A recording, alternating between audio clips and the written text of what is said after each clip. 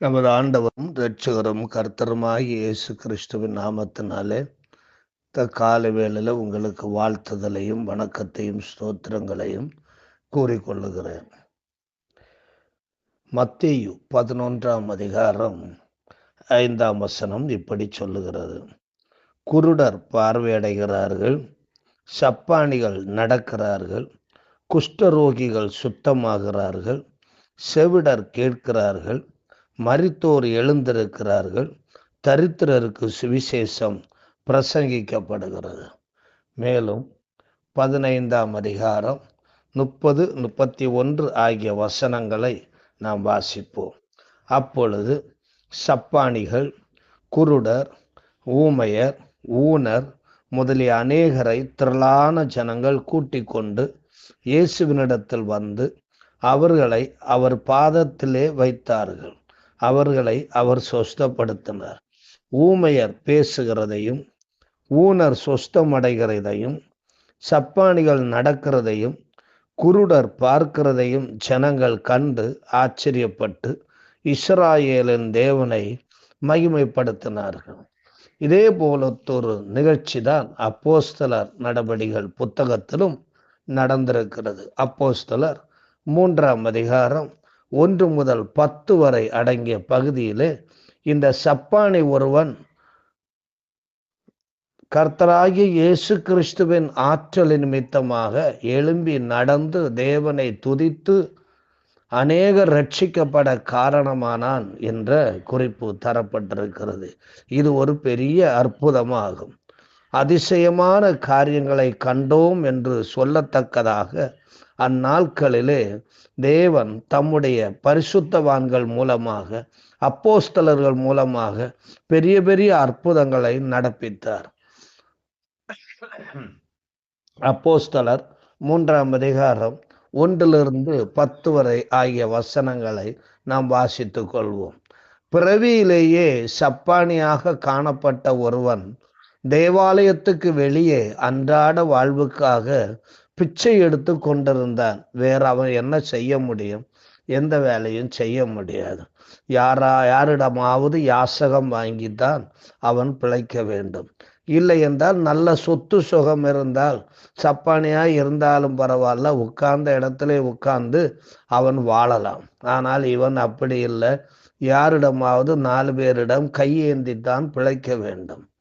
தேவாலயமானது செருபாபேலினால் கட்டப்பட்ட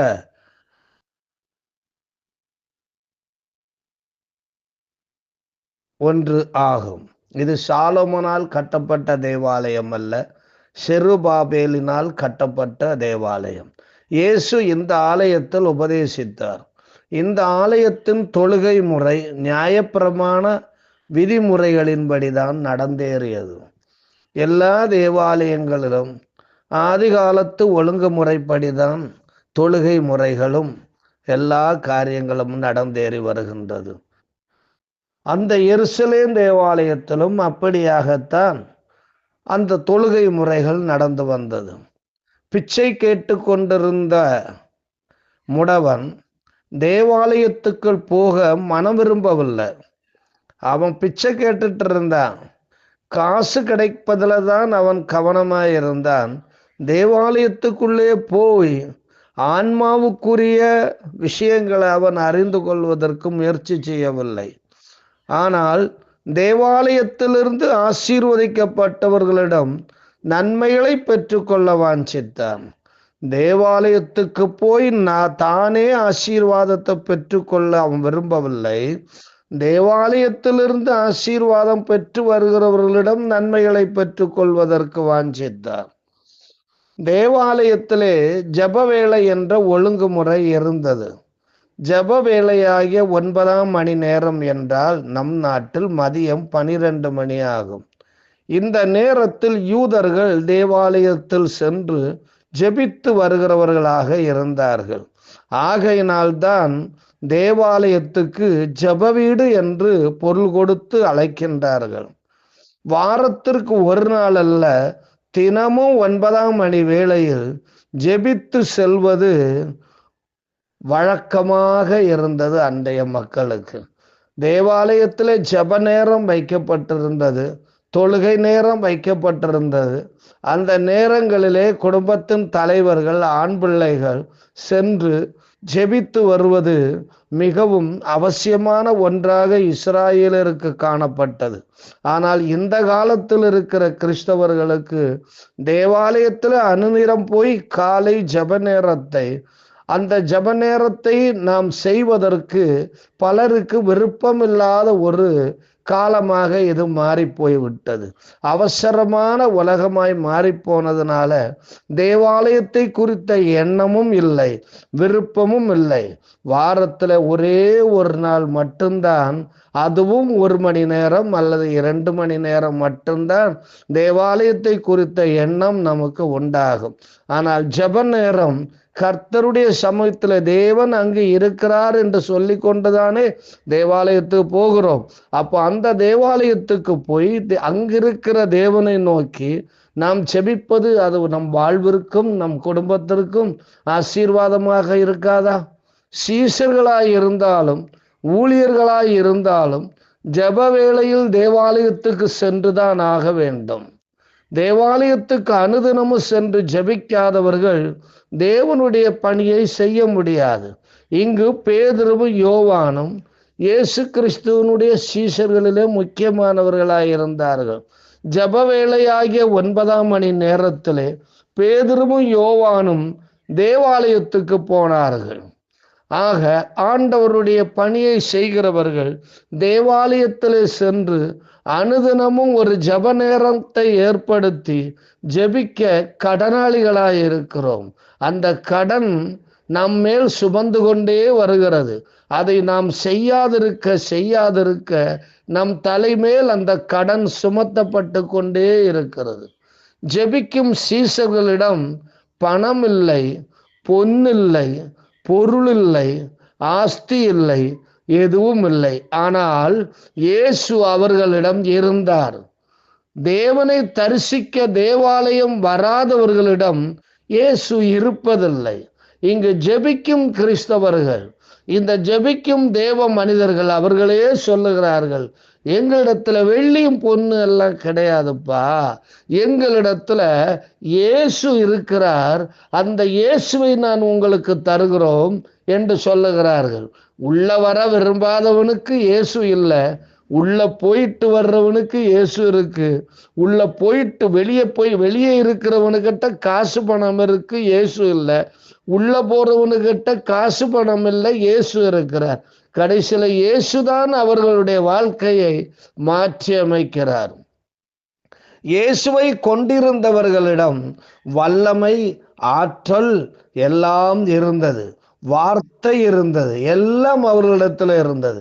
இங்கே இந்த பேதுருவும் யோவானும் அவர்கள் சொல்லுகிறார்கள், வெள்ளியும் பொன்னும் என்னிடத்தில் இல்லை, என்னிடத்தில் உள்ளது. பேதுரு சொல்லுகிறார், என்னிடத்தில் உள்ளதை உனக்கு தருகிறேன், நசரேயனாகிய இயேசு கிறிஸ்துவின் நாமத்தினாலே நீ எழுந்து நட என்று சொல்லி வலது கையினால் அவனை பிடித்து தூக்கி விட்டான்.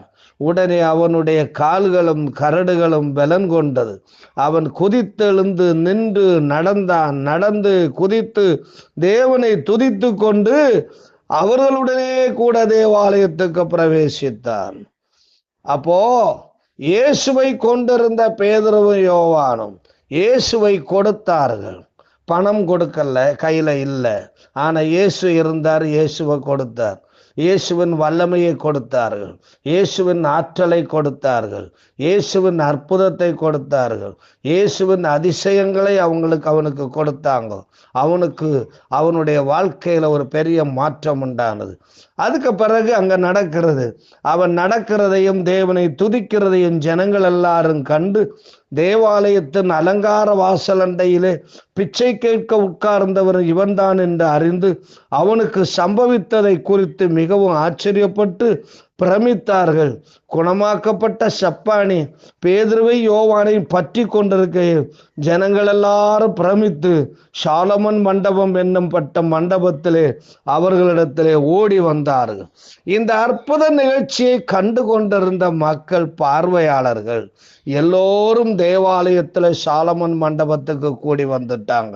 ஒரு பெரும் கூட்டம் கூடி வந்தது. அங்கே இந்த இயேசுவை கொண்டிருந்த பேதுருவு யோவானும் அவர்களிடத்துல தேவ வார்த்தை இருந்தது. முதல்ல இயேசு அவர்களிடத்துல இருந்தார். அந்த இயேசு கிறிஸ்துவின் வல்லமை இருந்தது. இயேசு கிறிஸ்துவின் உயிர்த்தெழுதின வல்லமை இருந்தது. அதை அந்த முடவனுக்கு கொடுத்தார்கள். அவர்கள் சுகமாகி விட்டார்கள். இப்பொழுது அவனுக்கும் மற்றுள்ளவர்களுக்கும் இந்த இயேசுவை கொண்டிருந்தவர்களிடத்துல தேவனுடைய வார்த்தை இருந்துச்சு. ஆகையினாலே இவர்கள் கூடி வந்த மக்களுக்கு பிரசங்கிக்கிறார்கள். தொடர்ந்துள்ள பகுதியை நாம் வாசிக்கும் பொழுது அவர்கள் பிரசங்கிக்கிறார்கள். பேதுருவு யோவானும் பிரசங்கிக்கிறார்கள். இயேசுவை கொண்டிருந்தவர்கள் ஆத்தும ரட்சிப்பை கொடுக்க முடிந்தது. அதாவது 5000 பேரை ரட்சிக்கும் இரட்சண்ய கிரியை அவர்களிடம் இருந்தது. இப்படி அவர்கள் வார்த்தையை கொண்டு இயேசு கிறிஸ்துவை பிரசங்கித்த பொழுது முதல்ல வார்த்தை இல்லை, முதல்ல செயலை காண்பித்தார்கள். இப்பொழுது வார்த்தையை கொடுக்கிறார்கள். வார்த்தையை கேட்டவர்கள் செயலை கண்டது நிமித்தமாக கர்த்தராகிய இயேசு கிறிஸ்துவை ஏற்றுக்கொண்டு இந்த அப்போஸ்தலர்களோடு சேர்ந்து கொண்டார்கள். ஏறக்குறைய 5000 பேர் அன்றைய தினம் சபையிலே சேர்த்து கொள்ளப்பட்டார்கள் என்ற குறிப்பு காணப்படுகிறது. நம்முடைய வாழ்க்கையிலும் கர்த்தராகிய இயேசு கிறிஸ்து நமக்குள்ளே இருக்க வேண்டுமென்றால் ஜெபம் ரொம்ப முக்கியம். ஜெபம் இல்லாத வாழ்க்கை கூரை இல்லாத வாழ்க்கை. ஒரு கிறிஸ்தவ வாழ்க்கையின் துவக்கமும் ஜபத்துல தான் துவங்குது, அவனுடைய முடிவும் ஜபத்துல தான் முடிகிறது. ஜப வாழ்க்கை அவன்கிட்ட இல்லைன்னா அவன் துவங்கிய இடமும் அவனுக்கு தெரியாது, அவன் முடிக்க வேண்டிய இடமும் அவனுக்கு தெரியாது. ஆகையினால தடுமாறி போய் எங்கோ ஆரம்பிச்சு எங்கோ போய் கடைசியில எங்கோ போய் முடிக்க வேண்டியது வருகிறது. இங்கே இவர்கள் ஜெபித்தார்கள். அவர்களிடத்தில் இயேசு இருந்தார். அவர்களிடத்தில் இயேசுவின் வல்லமை இருந்தது. அவர்களிடத்தில் இயேசுவின் வார்த்தை இருந்துச்சு. அவர்களிடத்தில் ஆத்ம ரட்சிப்பு இருந்துச்சு. ஒரு பெரும் சபையே அந்த நாளில் உருவானது. அன்பு நிறைந்த ஆண்டவரே, இந்த காலை வேளைக்காய் உம்மை நாங்கள் ஸ்தோத்திரிக்கிறோம். அன்று அப்போஸ்தலர் நடபடிகளில் கர்த்தராகிய இயேசு கிறிஸ்துவை நோக்கி ஜெபித்த தேவ மனிதர்களிடத்துல இயேசு இருந்தீங்க, உங்களுடைய வல்லமை இருந்துச்சுங்க, உங்களுடைய வாக்கு இருந்துச்சுங்க, உங்களுடைய ரட்சிப்பு அவங்க மூலமாய் வெளிப்பட்டது. ஆண்டவரை ஒரு சபையாக உருவாகியதை, ஒரு சபையை உருவாக்கும்படியாய் தேவனுடைய ராஜ்யத்தின் மறுபிரதிபலிப்பாகிய சபையை புறஜாதி மக்கள் மத்தியில ஏன் எருசலேமிலே உருவாக்கும்படியாய் தேவன் சித்தம் கொண்டீரே, உமக்கு நாங்கள் ஸ்தோத்திரம் செலுத்துகிறோம். இப்பொழுது கூட எங்களை கொண்டும் நாங்கள் ஜெபிக்கிற கிறிஸ்தவர்களாக, இயேசுவை சுமந்து செல்லுகிற கிறிஸ்தவர்களாக, இயேசுவின் உயிர்த்தெழுதலின் வல்லமையை சுமந்து செல்லுகிற ஆண்டவரை மக்களாக, இயேசுவின் சுவிசேஷ வார்த்தைகளை, விடுதலையின் வார்த்தைகளை, ரட்சிப்பின் வார்த்தைகளை சுமந்து செல்லுகிற மக்களாக அநேக ஜனங்களை ரட்சித்து கர்த்தருடைய நாமத்திலே ஆண்டவரை சபைகளை உருவாக்குகிறவர்களாய் மாற எங்களுக்கு உதவி செய்யும். எங்களுக்கு 1000 வேலைகள் இருந்தாலும் இந்த காரியங்களை நாங்கள் ரொட்டீனாய் செய்ய எங்களுக்கு பலன் தாரும். ஆண்டவரை உற்சாகந்தாரும். தேவ ஆவியானவர் எங்களை நடத்தும். இயேசு கிறிஸ்துவின் மூலம் கேட்கிறோம் இரக்கம் நிறைந்த பரமபிதாவே, ஆமென். God bless you.